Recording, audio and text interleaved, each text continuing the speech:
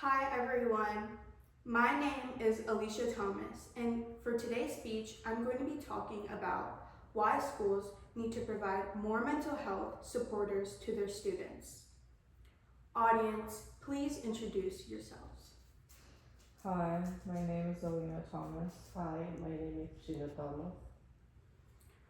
Imagine walking into school every day with a smile on your face, but inside, you're drowning in stress, anxiety, or even depression, and no one even notices. This isn't just a rare case. The CDC reports that 1 in 5 students show signs of mental health disorders every year. That's millions of students, many suffering in silence. I've researched information from the CDC, the National Alliance on Mental Illness, and education experts to understand this issue better. I believe schools must provide more mental health support for students. Today, I will be walking you guys through the problem, the causes behind it, and how schools can take real steps to fix this issue.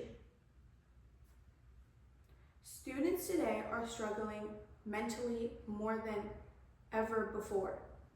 According to the CDC, over 1 in 5 students in the US deal with symptoms of anxiety, depression, or other mental health disorders. A 2023 survey from Pew Research Center found that 7 in 10 teens said anxiety and depression are major problems in their age group. Many of these people or students suffer silently, and because they don't get help, their grades drop, they miss class, or even worse, they drop out altogether, as explained by the National Alliance on Mental Illness. One major cause is that schools simply do not have the resources to help these students. The American School Counselor Association recommends 1 counselor for every 250 students, but many schools have 1 counselor for every 500 students, or even more than that. And while teachers can care deeply about their students, most of them are not trained enough to spot mental health red flags or know how to respond to them deeply.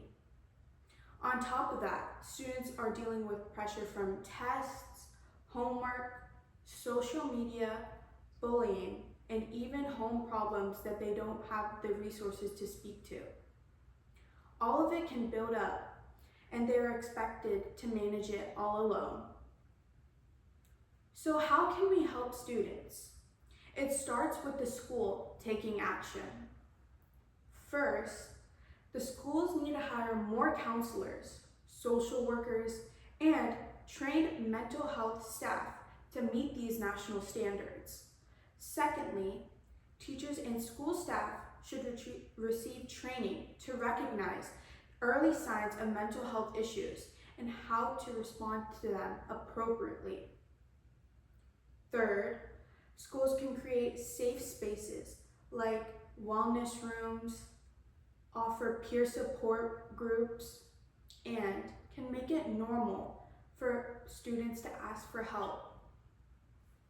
The Substance Abuse and Mental Health Services Administration says that schools that invest in these kinds of programs see better attendance, better grades, and fewer behavior problems.